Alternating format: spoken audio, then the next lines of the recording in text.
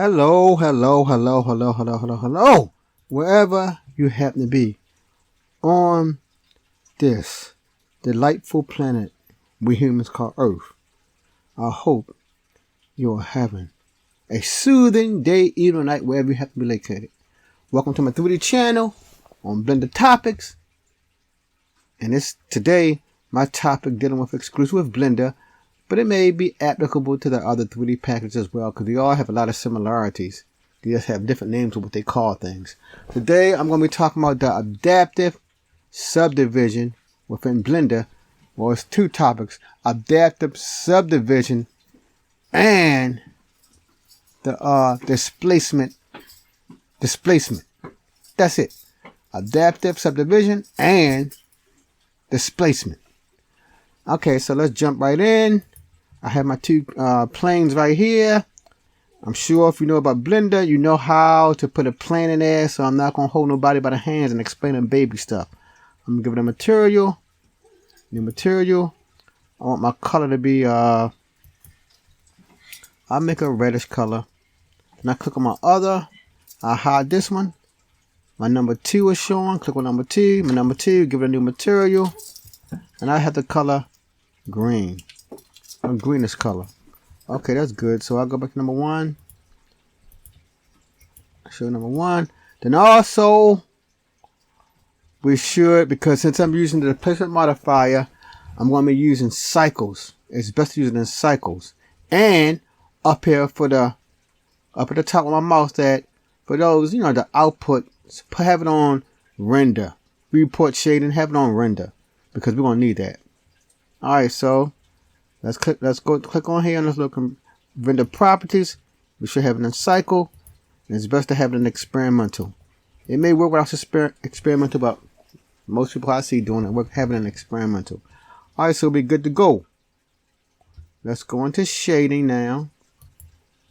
Alright, I say I have my two primarily nodes here, be it principal BSDF and material output. And it's good also to have this, the end, push in, because we're going to need that. I'm going to add just one little texture, so I'm going to add texture, no texture. And let's hope it works out well. I'm using the displacement modifier over here. On material output, that has a displacement. So over here, and before we get into displacement, for the most part, displacement is on a vertical plane. It goes up and down. So over here, a distance, in this case, my distance, it can go left or right or up or down. So we wanted the up and down distance part. So let's click on distance, drag the noodle over here to displacement, and that we got. So we got something, but it looks like it got some definition to it, but it's only on bump map mode. Because if I come down here and change randomize, you see it's not making it displace anymore, just affecting the bump. It looks 3D to me. It looks 3D. And that's the scale. I'll make the scale sort of small right there. So it looks good, but it's still not to the level that we want to. So the main thing, and before I get into that, for displacement, we need that subdivision surface modifier for everything. So let's click on the modifiers. Let's go to add. Let's choose subdivision. Let's put it on simple. And I want to click it up on view level to 6. Then to check that, let's go to X-ray mode. Let's take it off optimal display. And now you see it has a lot of subdivisions. Okay, so we can go back to render view. Leave it there. And the main thing over here, when you hit N, we have node, tools, report, and options. We want to click on options. Where my mouse at, to the left of where this displacement, I'm going to go there. See, right now it's only on bump map. So that's why I give it a little 3D effective bump. I'm going to click on bump map and put it on displacement. And you see right there, we got our displacement.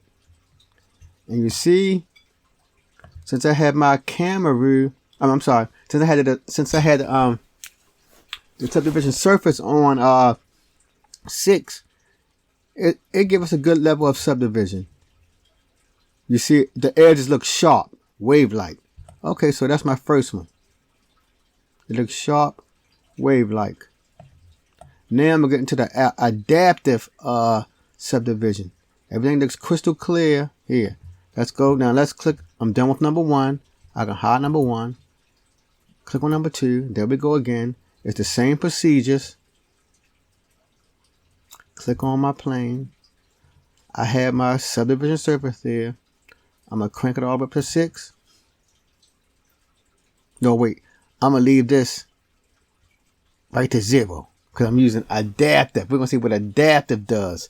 So up here, it has adaptive subdivision. Click on that. We still leave it to simple and we're good to go.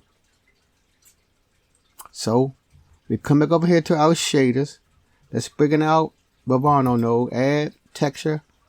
Verano node. Click on it. And we do the same thing. We take distance.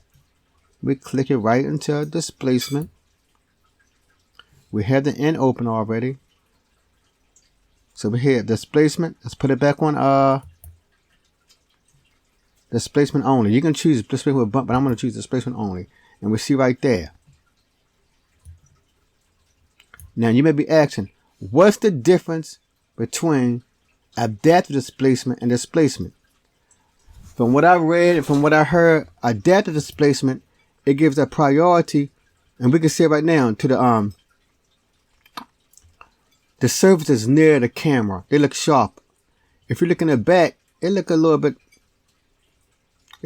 jagged in the back. Look a little bit jagged right here. Let me hit the T key. Let me put it on here. Right here in the back for this one, it looks a little bit jagged. You see the edges look a little bit jagged. They don't look smooth. Let's go back to the first one. So I'm going to hide number 2. Put it on number 1.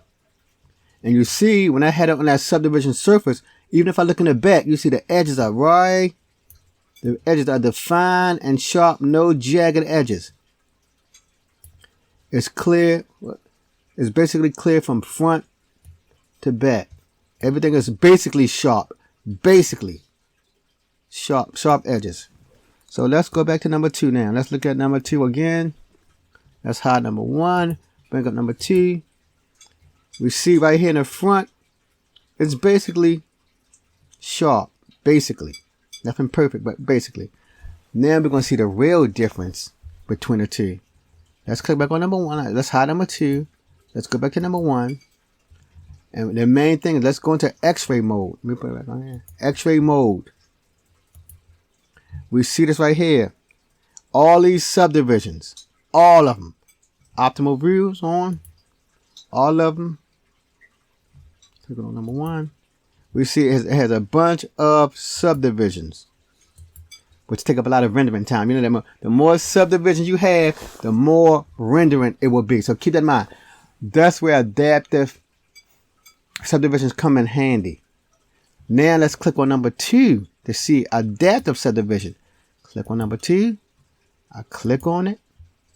I'm in X-ray mode. You see right here. I don't see. I'm going to turn on optical display. I got it on and off. But with adaptive subdivision, I don't see no subdivision. I'm going to click on it and I'm going to subdivide it one time. Subdivide to show us that we got to be in edit mode. You see, still no subdivisions. I'm going to physically give it at least one subdivision so we can see that it truly didn't have no subdivision on there. So right click, subdivide. So we see that. With adaptive subdivision, it didn't have no subdivision. So that means it's an illusion. It's an illusion. That means your rendering speed will increase. I think right now. Well, I don't know. Because when you make a human being and stuff, we have to give like a human a lot of subdivisions, you know, for the muscles, the texture, the body, the shape of the body. So for a humanoid or an animal or an insect, we have to give those subdivisions. But for a wall, you know, for a wall, a picture, thing that's flat, I can use adaptive subdivision. So we see adaptive subdivision does not have, this one had 0 subdivisions. And let me go back to the render view. And we see how it looks. It looks almost the same like number 1. Here's number 2. Let me pan around it a little bit. Can I pan around it? And since it's in render view, you know, it got to catch up. Oh, let me click off that. I'm panning around. Let it. And you see, the edges look nearly as sharp as it did with the actual subdivision. Now, you know, since I'm doing the actual subdivision, the edges it may be a lot more sharper. But adaptive subdivision, it'll come in handy. So thank you for stopping by, people, to learn about number 1, adaptive subdivision. Number 2, the displacement modifier. And while I'm on displacement modifier, before I go, I can change my scale. Let's do the scale. You see that right there? I'm changing my scale. And your random. I changed my random.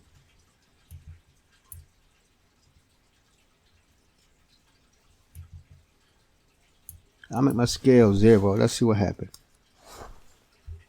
Not much change, but that's okay. So you can play around with random. You can play with them yourself to see what happened. And that's number 1. Let's go to number 2 to see what I can do. But the main thing we saw, my main focus was really on that, it really was on that adaptive subdivision. Click on number 2. Oh, go back to object. Number 2. Our main focus was on okay. Yeah. It really, see, there we go right there. So with this, you can still make this. You can increase it.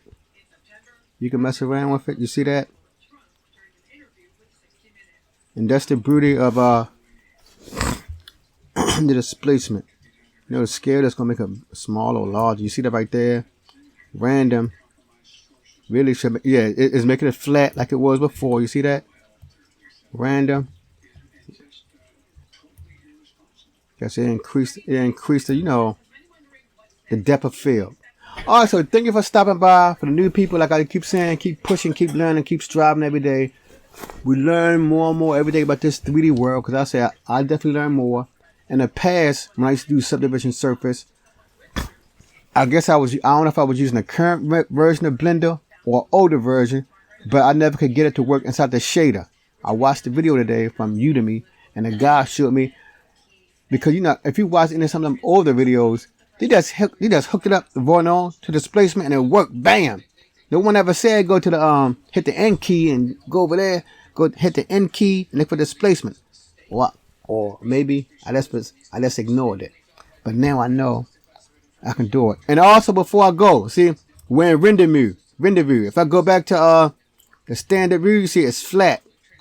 If I go to the material view, it's flat. Well, it has the default bump map mode. Only for the displacement to work, it has to be in render view. And I said it must be in cycles. Let me take it off cycles. It's in cycles now. I'm going to put it back to Eevee. So you see that. To get displacement to work from shading, it has to be in cycles. Now, the way I did it, it took more time and effort though. But it worked in both. It worked in every mode. But for the split, but you know the main thing with this 3D stuff is the rendering mode. That's the real bread and butter of 3D rendering. So thank you for stopping by. New people, you keep pushing, you keep striving. Don't stop. Don't get frustrated. You just keep moving every day. You'll get better and better. So the next time in the family, 3D family, peace.